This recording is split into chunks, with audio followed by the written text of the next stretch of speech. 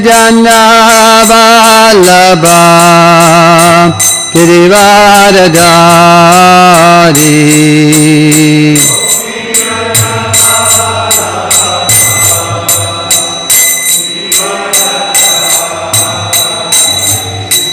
Gopi Jana Vallabha Girivaradari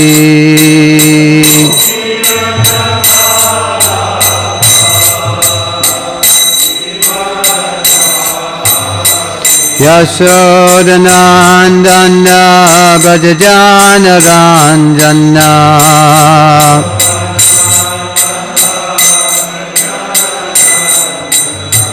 Yashodanandana Brajajana Ranjana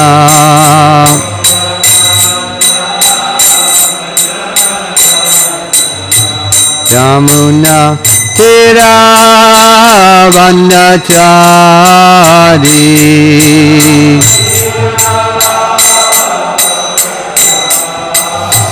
Yamuna Tira Vandachari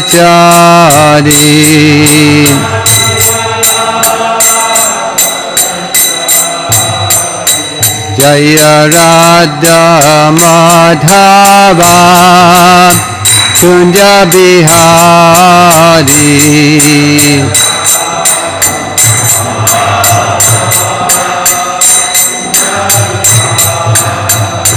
Jaya Radha Madhava Kunja Bihari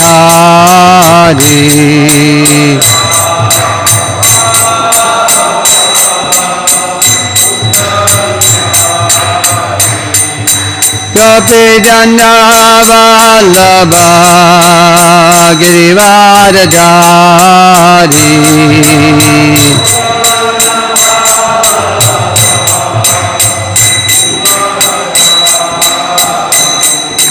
Gopi Jana Vallabha Girivaradari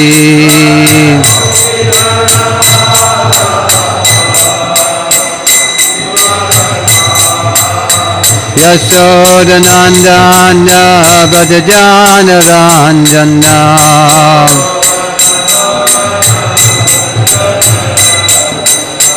Yashodanandana Brajajana Ranjana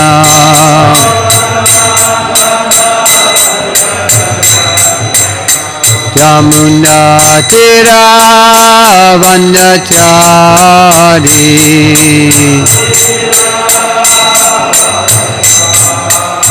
Yamuna Tira Vandachari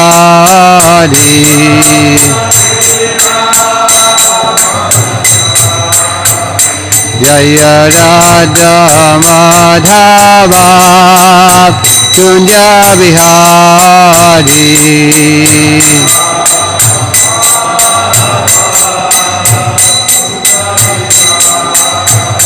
Jaya Radha Madhava Kunja Bihari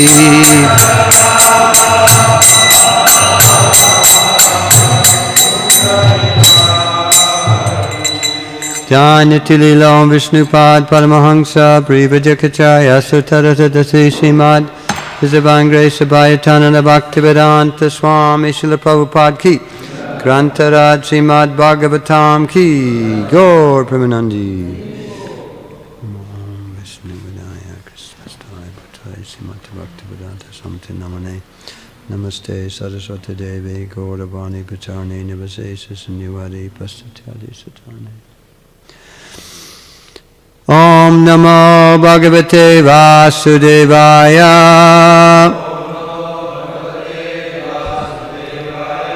Om Namo Bhagavate Vasudevaya Om Namo Bhagavate Vasudevaya Srimad Bhagvatam, Canto 6, the Hansa Guhya Prayers, Chapter 4, text number 29. Yad Yan Niruktam Vachasa Nirupitam Yadyan Niruktam Vachasa Nirupitam Yadyan Niruktam Vachasa Nirupitam Diyakshabir Va Manasota Yasya Diyakshabir Va Manasota Yasya Diyakshabir Va Manasota Yasya Ma Bhut Sarupang Guna Rupang Hi Tat Tat Mabhut Sarupang Guna Rupam Hi Tat Tat Mabhut Sarupang Guna Rupam Hi Tat Tat Sa Vai Gunapaya Visarga Lakshana Savai Gunapaya Visarga Lakshana Savai Gunapaya Visarga Lakshana Yadyan Niruktang Vachasa Nirupitam Tiyakshabir Va Manasota Yasya Mabhut Swarupam Guna Rupam Hi Tat Tat Savai Gunapaya Visarga Lakshana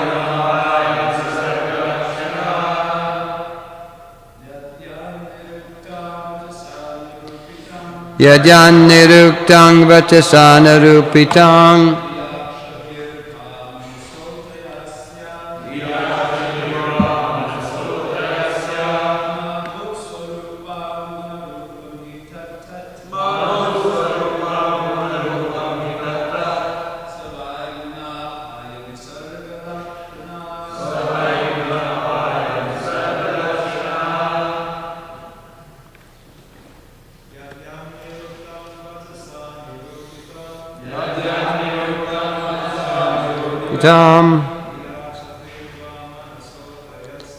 Diyakshabir Va Manasota Yasya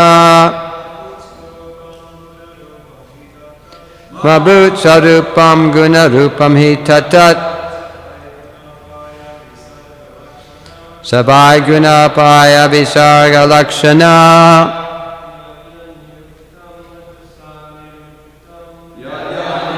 Tam Jani Rupitam Tiyakshabir Va Manasota Yasya Mabhut Swarupam Guna Rupam Hi Tat Tat Savai Gunapaya Visarga Lakshana Yadyan Niruktam Vachasa Nirupitam Tiyakshabir Va Manasota Yasya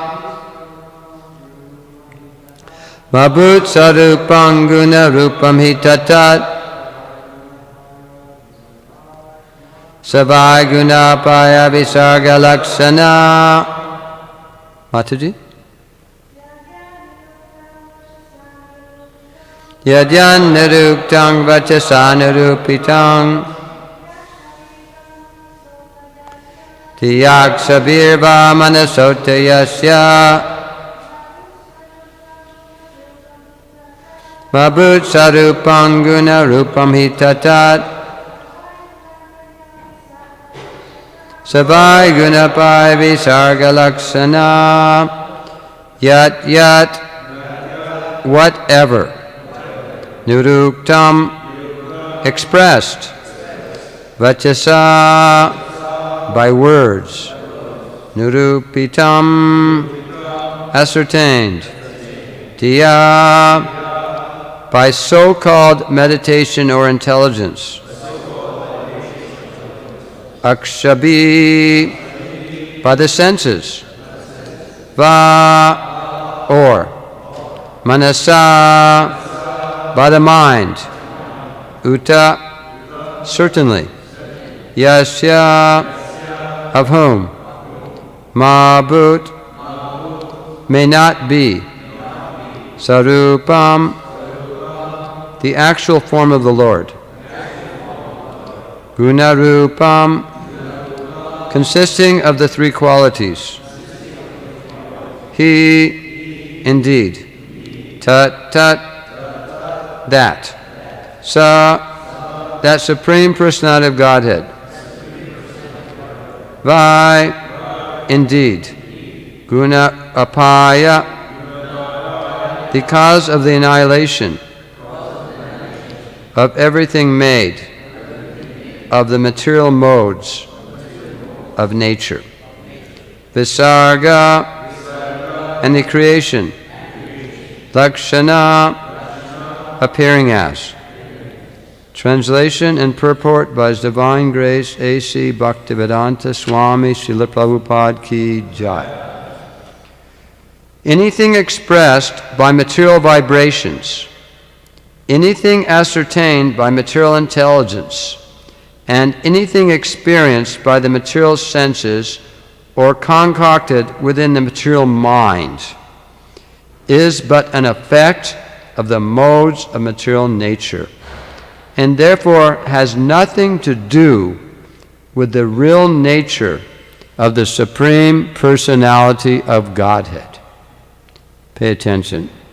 There's some very profound statements. The Supreme Lord is beyond the creation of this material world, for He is the source of the material qualities in creation. As the cause of all causes, He exists before the creation and after the creation.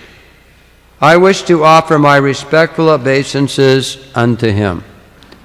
So before reading the purport, does any of you know any slokas that say something similar to this?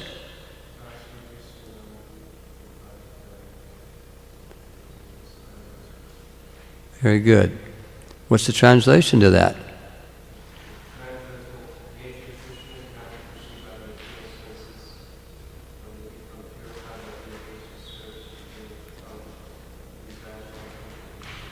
Very good. You can teach Bhakti Shastri. Very good. Any other slokas?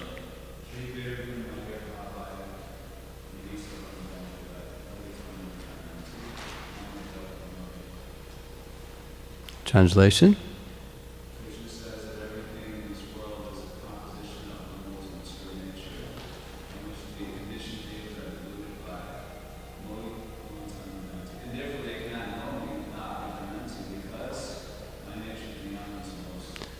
Very good. Anybody else? Very good.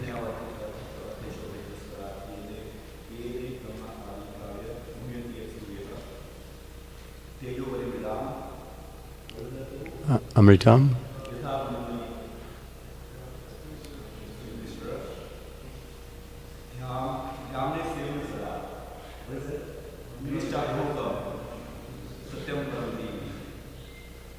Okay. I bet you know the translation. Okay. Very good. So this point is brought up many times throughout Srila Prabhupada's books, throughout the cream of the Vedic literature, the Srimad Bhagvatam and the Bhagavad Gita. So purport by His Divine Grace, A.C. Bhaktivedanta Swami Srila Prabhupada Ki Jai. One who manufactures names, forms, qualities, or paraphernalia pertaining to the Supreme Personality of Godhead cannot understand Him, since He is beyond the creation. The Supreme Lord is the creator of everything. And this means that he existed when there was no creation. In other words, his name, form, and qualities are not materially created entities. They are transcendental always. Therefore, by our material concoctions, vibrations, and thoughts, we cannot ascertain the Supreme Lord. This is explained in the verse, Ataksi Krishna Namadi Na Bhaved Grayam Indriyai. Prachetasa Daksha herein offered prayers unto the transcendence, not to anyone within the material creation. Only fools and rascals think God a material creation. This is confirmed by the Lord himself in Bhagavad Gita. Avajananti mamudha manusim tanamasritam param bhavam ajananto mama bhuta maheswaram. Fools deride me when I descend in the human form. They do not know my transcendental nature and my supreme dominion over all that be. Unquote. Therefore, one must receive knowledge from a person to whom the Lord has revealed himself. So now we're going to another point. Srila Prabhupada makes, it's another paragraph here. So from one point, that Krishna is beyond the creation, and so therefore his name, his fame, his pastimes, they're not of this creation. And now we are coming to a point that we must, to understand Krishna, we must approach a spiritual master. Therefore, one must receive knowledge from a person to whom the Lord has revealed himself, because Krishna is beyond the creation. He's beyond our minds. He's beyond our senses. He's beyond everything that we have experienced in this world. So we cannot understand him on our own. So here's explained how we can understand him. And then we cannot even understand him completely. Therefore, one must receive knowledge from a person to whom the Lord has revealed himself. That's the other point. That Krishna reveals himself to the devotee. So we approach the devotee who, the personality that Krishna has revealed himself to. There's no value in creating an imaginary name or form of the Lord. Sripad Sankaracharya was an impersonalist, but nevertheless he said, Narayana Paro Vyaktat. Narayan, the Supreme Personality of Godhead, is not a person of the material world. We cannot assign Narayan a material designation, as the foolish attempt to do when they speak of Dirija Narayan, poor Narayan. Narayan is always transcendental, beyond this material creation. How can he become Dirija Narayan? Poverty is found within this material world. But in the spiritual world, there's no such thing as poverty. Therefore, the idea of Dirija Narayan is merely a concoction. So one point on this. I have a 19-year-old son, he's almost 20. When he was born, we went to the astrologer, what's going to happen to him? Like all parents do, they think that their children are very special, and it's like, what's going to happen to my son? What is his future? They're very much interested in this. So one thing the astrologer said is that he will go into a 20-year period and he will be in poverty. And when he went into this period is when I brought him to Sridham Mayapur. And I put him in the Gurukula. So he's living in poverty. I mean, he has 2 dhotis. He doesn't even have a kurta. They don't wear sewn cloth. He has 2 dhotis, 2 chadars. But he's living in opulence. Every day he gets up, chants the holy name, he worships the deity, serves a sannyasi. They go on parikrama around Vrindavan and beg. They don't bring food with them when they go on parikrama to Vrindavan. They simply, it's about 160 miles around Vrindavan, the full Vrindavan, not like around Govardhan Hill, that's about 14 miles. And around the Vrindavan village, or city as it is now, is about 7 miles. Around the whole area is about 160 miles. So they do it in about a month. And because everyone in Vrindavan is a devotee, they go wherever they are, all the students, they fan out and they beg. And whatever they receive from the householders in the Vrindavan area, which is, they're all devotees, so they get prasad, they beg for cooked food. Okay? Then they receive it, they don't touch it with their tongue, they bring it back, and they all share it. However much there is, they equally distribute to everybody. So this is poverty, but they're eating quite well. Sometimes they, sometimes they get offered to, invited when they're on parikram to a feast. So if you're a devotee and your karma is such that you're going to be in poverty, you're not really in poverty. You're in great opulence. And then they live in this little village within Mayapur. Has anyone been to the Gurukula here? Yeah, a few people. They have like grass roofs, and they have a temple that's like with a grass roof that goes really high. Because if you have a grass roof, it has to be very steep, so that when the rain falls, it falls off. If you have a flat grass roof, what's going to happen? It's just going to go through. So that's the reason why it's so steep.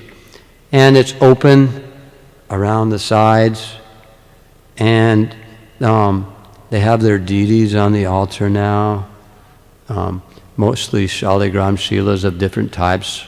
Their Ishtadev is Lord Nrsingadev. This is a Gurukula, okay? And it's very, very beautiful, exquisite. It's like such taste. This Bhaktivedanta Swami has such a aesthetic ability to design like a natural setting to foster the learning of the students. It's described that the atmosphere helps the students gain transcendental knowledge. So they live in they have hand pumps. They get up early in the morning and they take their showers under a pump. There's a little bit of electricity there, but not much. They have their own cows. They grow about 80% of their own food. So what is the 2 things that ISKCON has struggled with intensely? They are doing quite well there. What are these 2 things? Gurukula and farm. These 2 things, you can just go there and you can say, could you please come to where we are and duplicate what you're doing here? And hopefully eventually there's some graduates of that school and will be able to go out into the world and inspire others to do what they went through when they were young. Now the reason I took him there was because when I was living here in America, and I was looking at the older boys. My kid was like 11, 10, 12, around that age. I looked at the 17 and 18-year-olds in our community, and what were they doing? And when I saw what they're doing, I had to get out of there. Because what do the younger boys do? they look at the older boys. And that's the goal. Whatever they're doing, that's what I want to do. I mean, they're tall and they're big and strong and, whatever. So and the younger, and so they look at the older ones. So there wasn't such good examples. The culture of the outside world had infiltrated in. And so whatever, like fads or whatever tendencies the young people are doing on the outside, then the devotee children were doing, the older devotee children were doing also. I mean, the baggy pants and the, it goes down and I don't understand. He can't walk very well, but that is, that was the fad and that was going on, and so many other things too, the unmentionable. So I took him to Mayapur and put him in the Gurukula. And it was a sacrifice for my wife.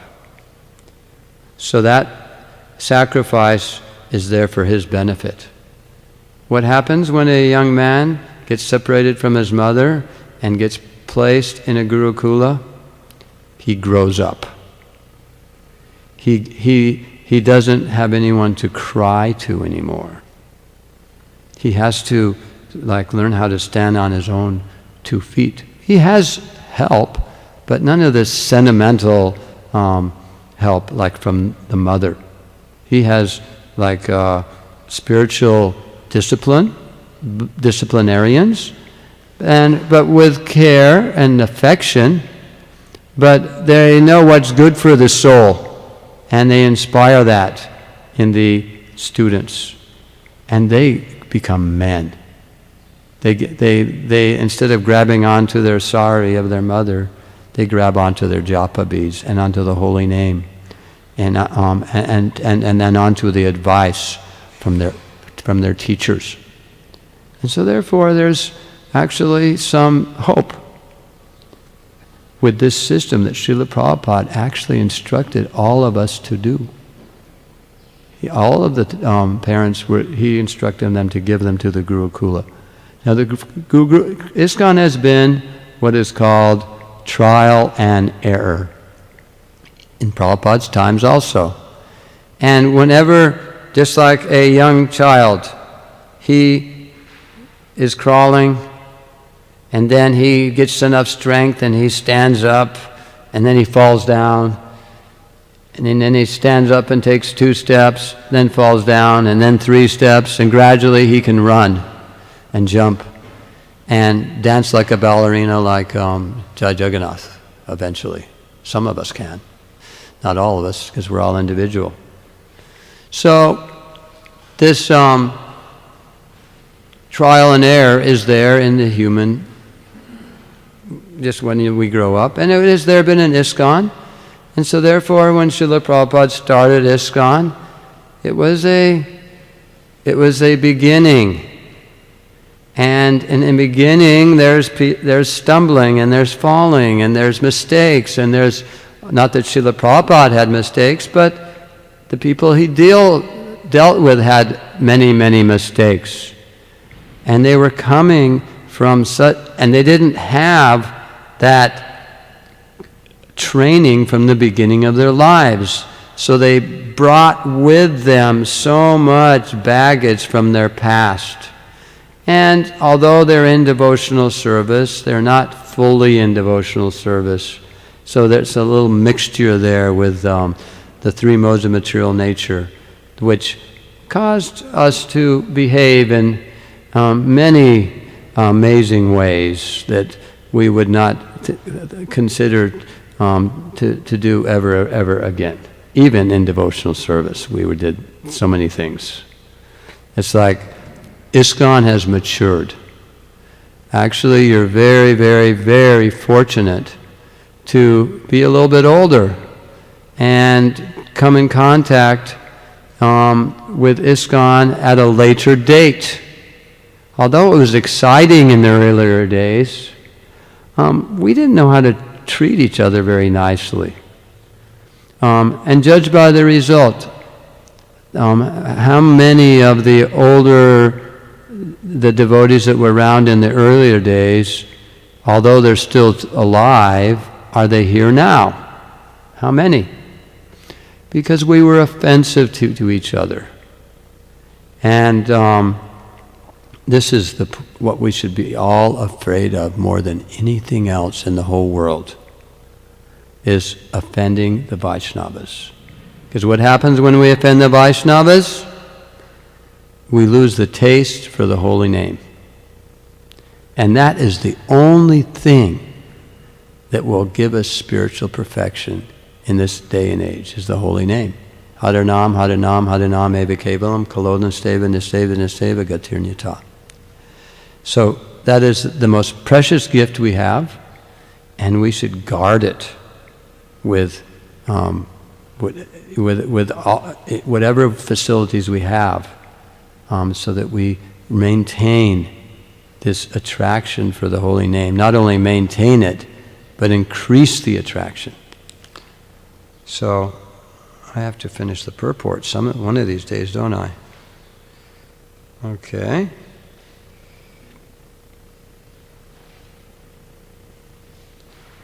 As confirmed in the Vedas, yato vacho nivartante, aprapya manasa saha. The name, form, attributes, and paraphernalia of the Lord cannot be ascertained through a material dictionary. However, if one reaches the transcendental platform of understanding the Supreme Personality of Godhead, he becomes well acquainted with everything material and spiritual. This is confirmed in another Vedic mantra, tam eva viditva mrityum eti. If one can somehow or other, by the grace of the Lord, understand the transcendental position of the Lord, one becomes eternal. This is further confirmed by the Lord himself in Bhagavad Gita 4.9. Okay, someone else besides Jai Jagannath. What's 4.9? 4.9, anybody?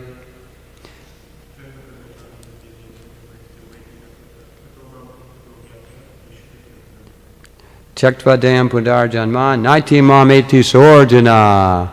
Okay, it's very important. We need to revisit these slokas, because in the age of Kali, we need books. Why do we need books? Because we are forgetful. We forget everything in the age of Kali. We've, of course, forgotten Krishna.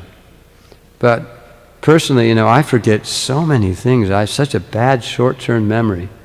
It's amazing. When I travel, Gopinath Prabhu, he can attest to this. I'm sure to leave something behind everywhere I go. That's just like because of forgetfulness. It's conditioned nature. One who knows the transcendental nature of my appearance and activities does not, upon leaving the body, take his birth again in this material world, but attains my eternal abode, O Arjuna. Unquote. Simply by understanding the Supreme Lord, one goes beyond birth, death, old age, and disease. Srila Sukadeva Goswami therefore advised Maharaj Parikshit in Srimad Bhagvatam 2.1.5. Tasmad bharata sarvatma bhagavan ishvaro hari shotavya kirtitavyascha smartavyas techachabayam. Now, I learned this sloka one time, but I've forgotten it. It's familiar to me, but now, because I haven't reviewed it, I have to look at the book and read it. O descendant of King Bharat, one who desires to be free from all miseries, it's everybody in the material world. That's the goal of life, actually, is to become free from misery. That's why everything is going on in the material world, because you don't want to be miserable here. You don't want to be poor, so you go make money. You don't want to be lonely, so you go look for a wife.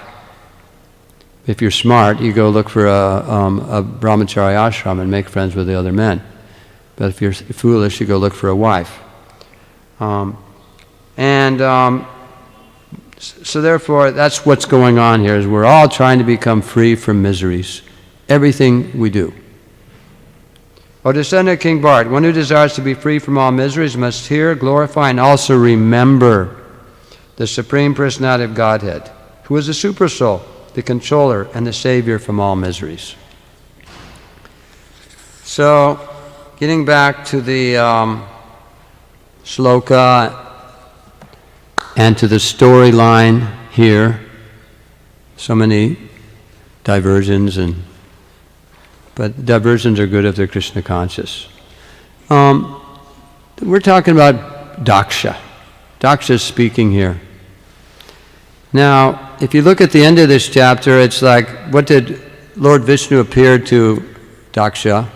And Daksha made some very beautiful prayers, full of so much meaning.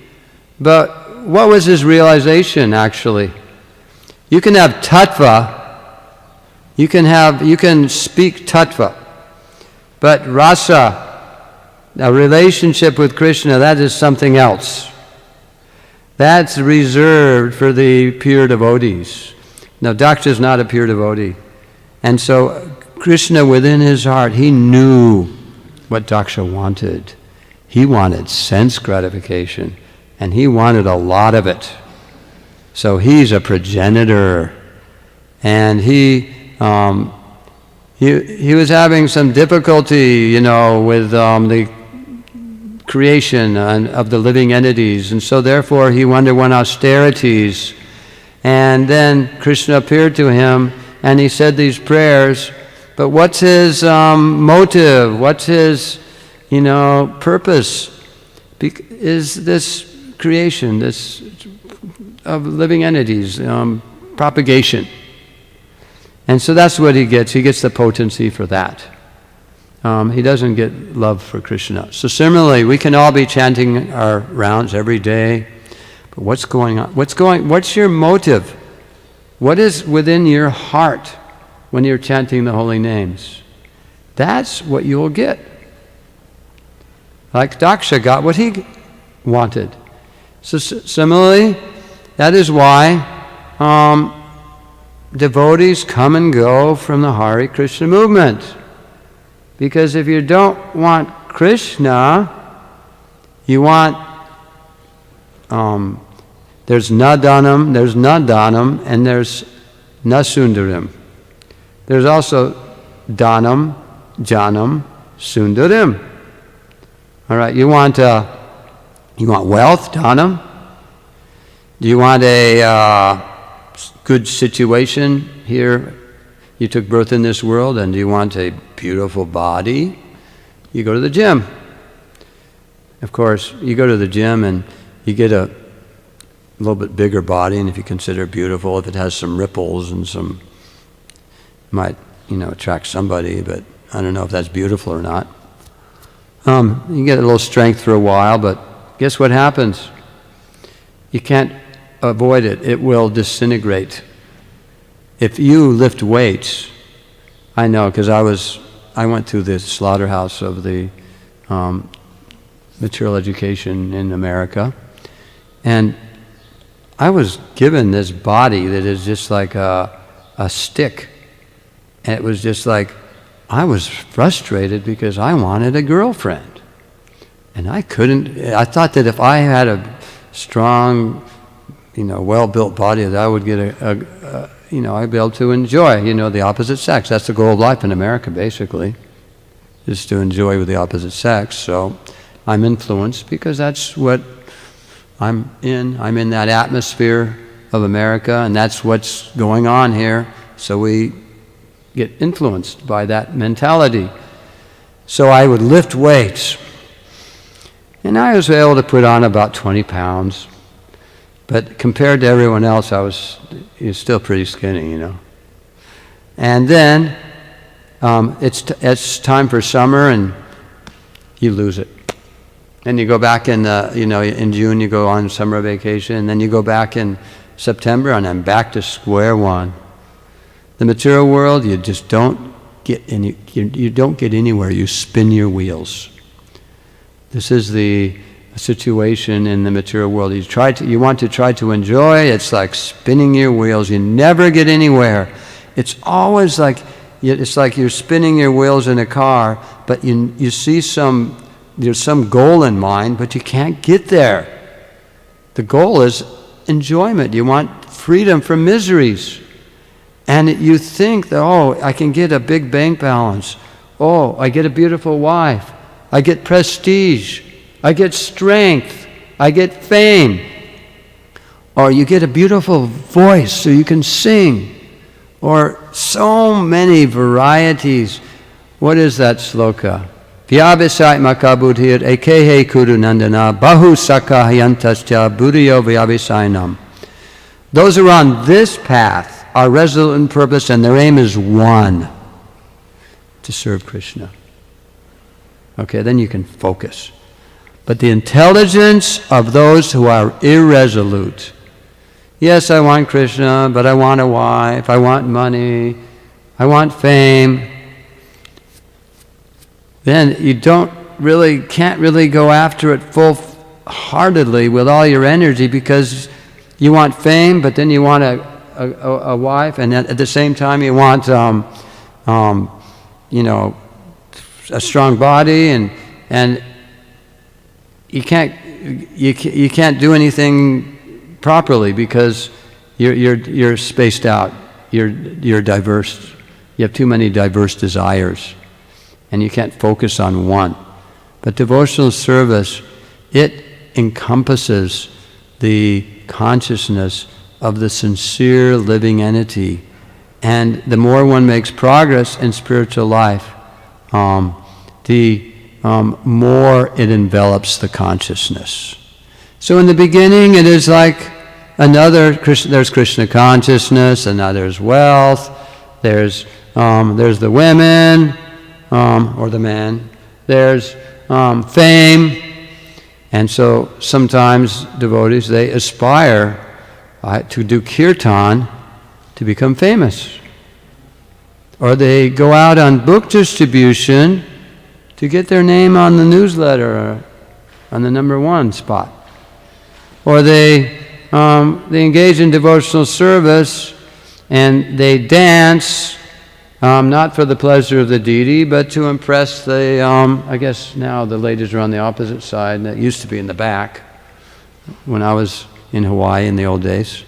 So there's different ways people to perform devotional service.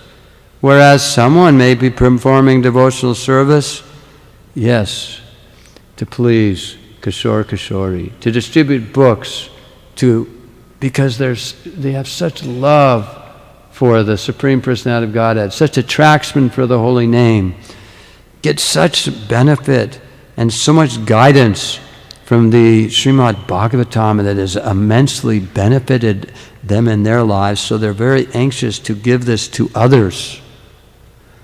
So, side by side, two devotees are distributing books, but there's differences.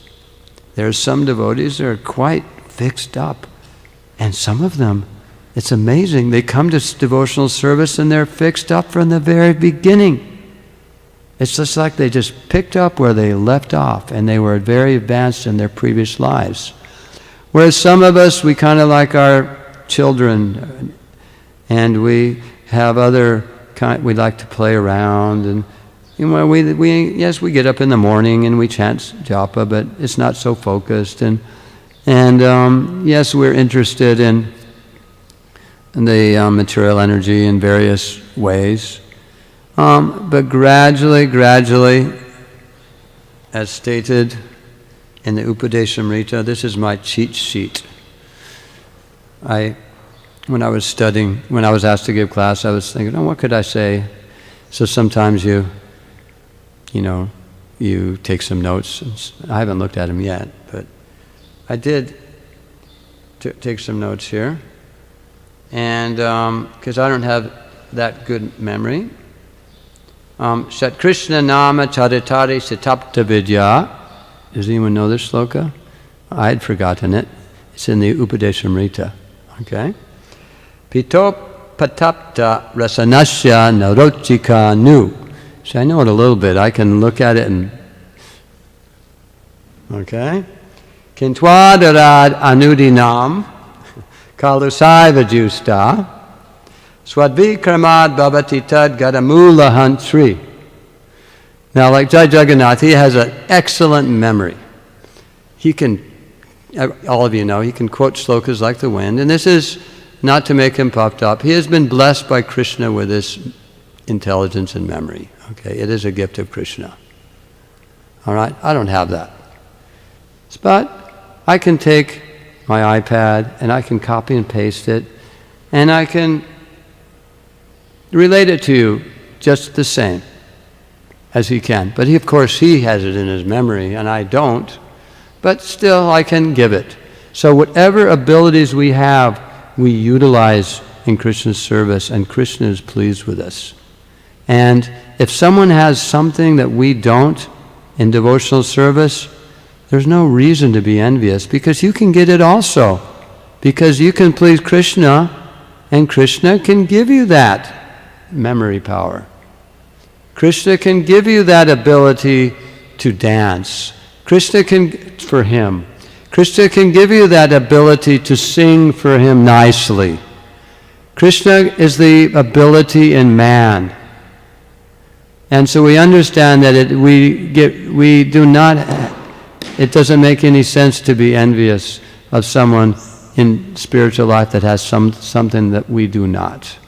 We glorify them because they have been blessed by Krishna. So this sloka, the holy name, character, pastimes, and activities of Krishna are all transcendently sweet like sugar candy.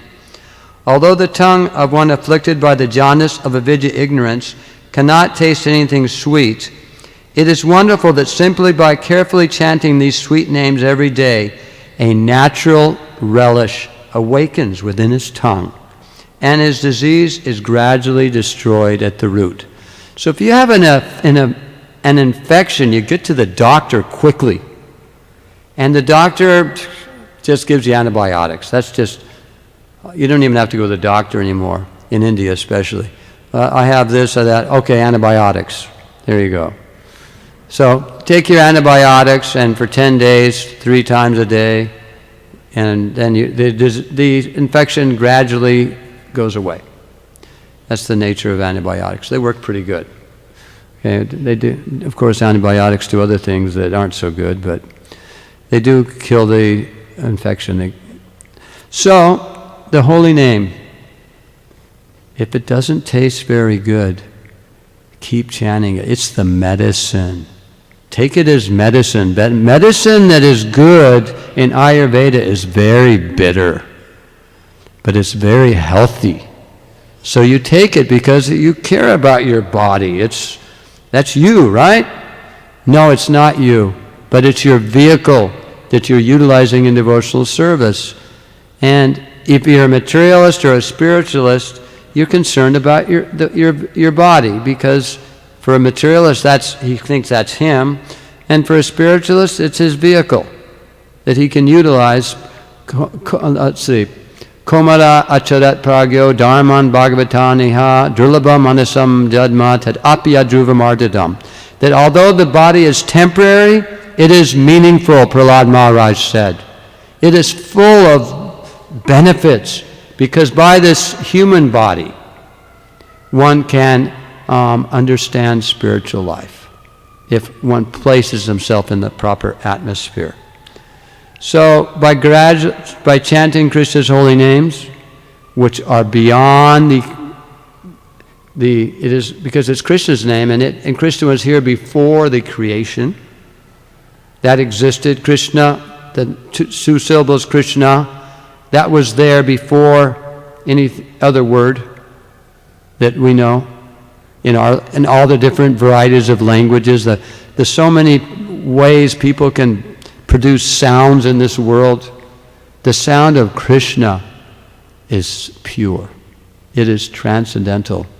It is here before any other of the sounds that we, associate with in the material world.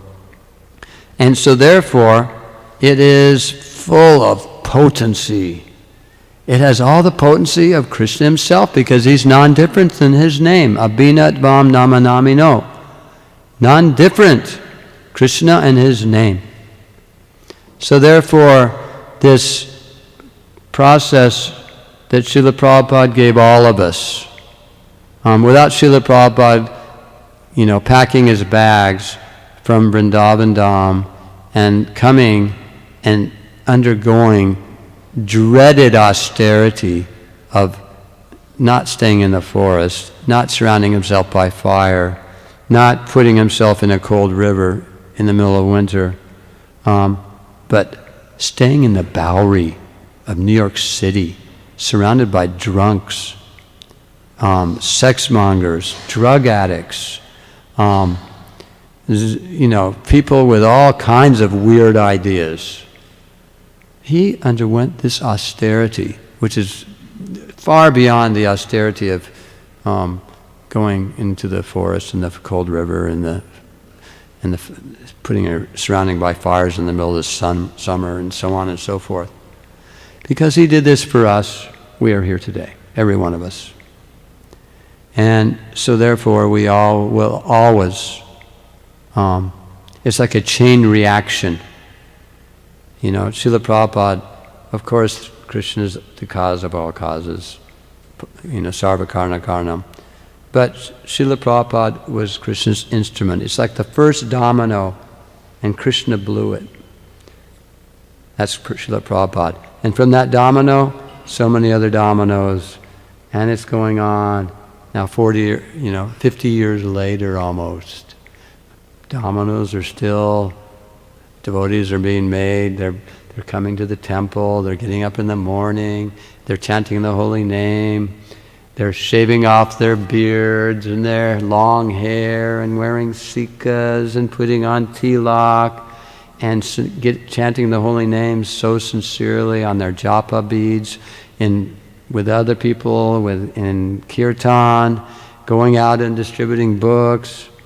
This is now, it's not only in the temple, but there's devotees sincerely chanting in the holy names and on their japa beads and worshiping the deities and having kirtans with their families in their homes all over Chicago.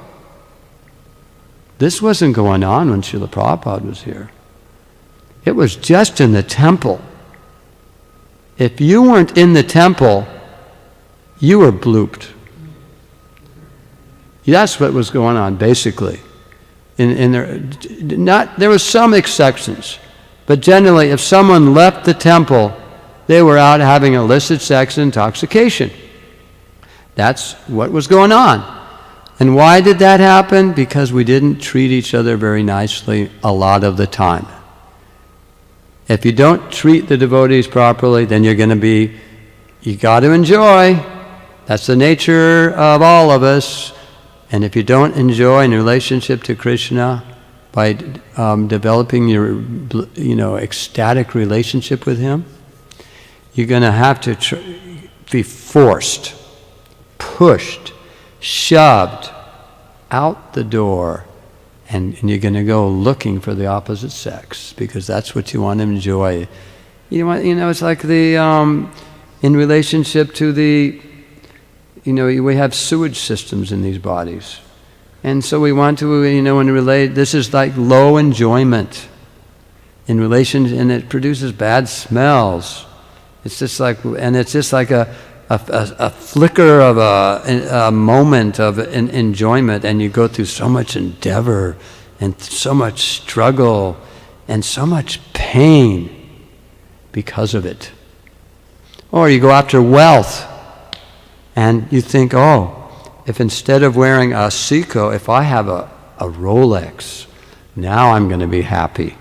Not a stainless steel Rolex, pure gold with diamonds for all the hours. A diamond for the number 1, and then a bigger diamond for the number 2. 1 carat, 2 carat, 3 carat, 4 carat, and then 12 carat. That's the watch I want. This is what you'll be forced to do if you don't be very careful and treat the devotees nicely. And one way to treat the devotees nicely is to be very understanding philosophically that whatever misery comes upon us is due to the sinful reactions of our past activities. And in devotional service, we're not pure, we're still getting some reactions from our past. So who are we going to get those reactions from? Of course, we're going to get the reactions from the material nature. It gets pretty cold in Chicago, especially this last winter, right? And we're going to get reactions from our own body and our own mind. But we're going to get reactions from other living entities too. And if we're surrounded by devotees in a Hare Krishna temple, we're going to get some, we're not pure, we're going to get reactions from other living entities. And we should say, this is my fault. I did something in my past. And so well, this person is an instrument in fulfilling my reaction. And don't hold it against him. And don't retaliate. That is the test. That is an advanced soul. No retaliation. Someone does something bad to you, you do something good to them. Not only no retaliation, but the opposite. And that will melt that devotee's heart, and he will no longer act in such a way that he will do you harm. He will learn from you and act, and you will teach him how to act properly. And then you'll be happy here. But if you retaliate, you take on the qualities of that person that did harm to you.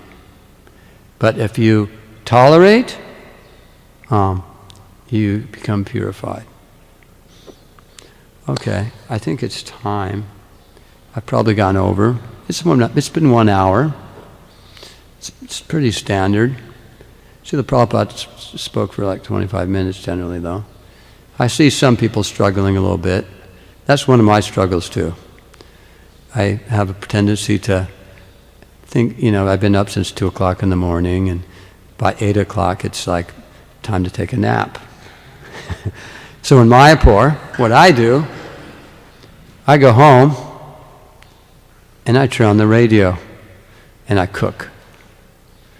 I cook my breakfast while I'm hearing the class.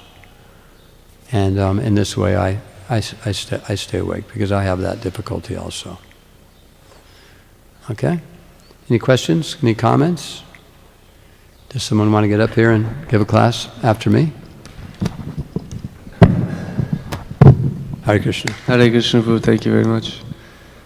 Just in terms of the development of ISKCON, I'm wondering your perspective on the suitable format to follow very strictly the guidelines that Prabhupada gave us, at the same time be adaptive enough to conform to the needs of the time and circumstance.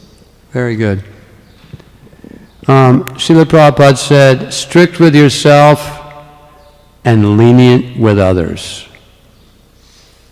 So imbibe this instruction, and you can see that every single living entity is individual, and they're on different levels of it's there in everyone's heart. What's the sloka? Krishna's prema is there in everyone's heart. But it just has to be awakened by hearing and chanting. So everyone's on some level of spiritual awareness. Everybody. So therefore, there's different... if someone's on a lower level, they're going to be distracted. You have to be understanding and encouraging, and just kind of like fire the little spark of someone who is really materially contaminated. It's a little spark, but fan it, and that spark will grow, and then it will, overcome all their spiritual life will take off, and they'll forget about doing all this other stuff that they were interested in previously.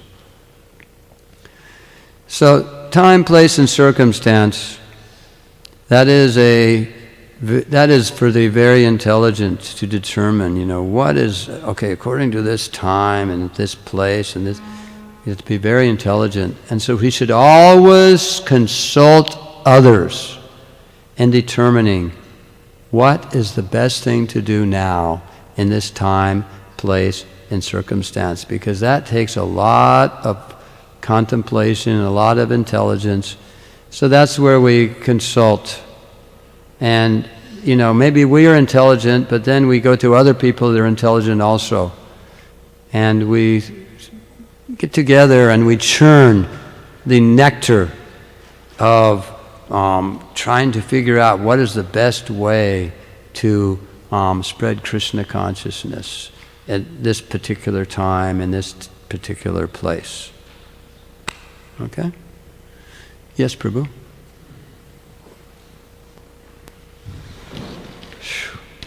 Steady as a rock.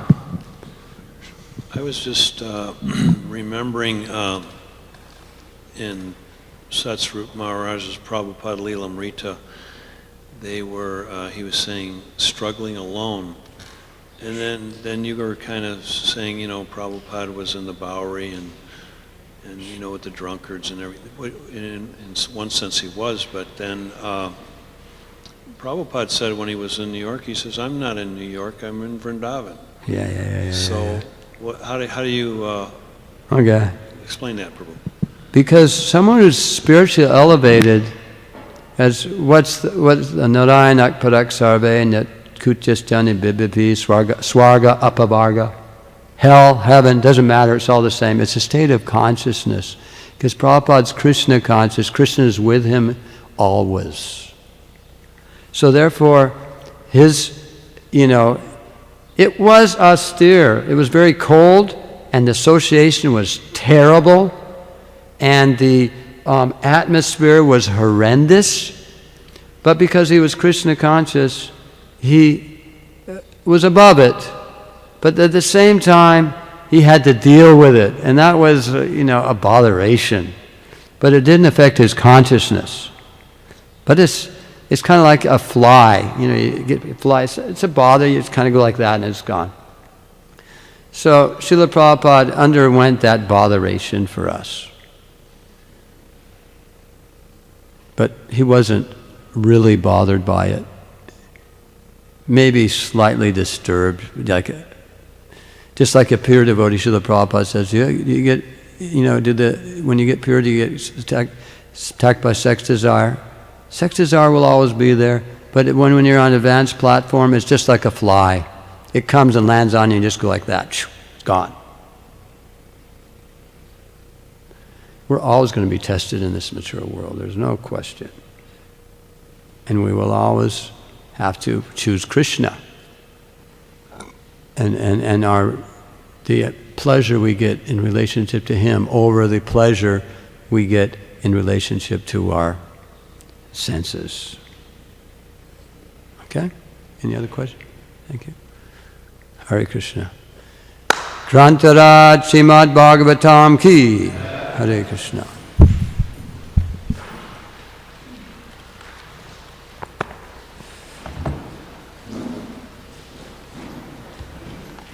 Namo.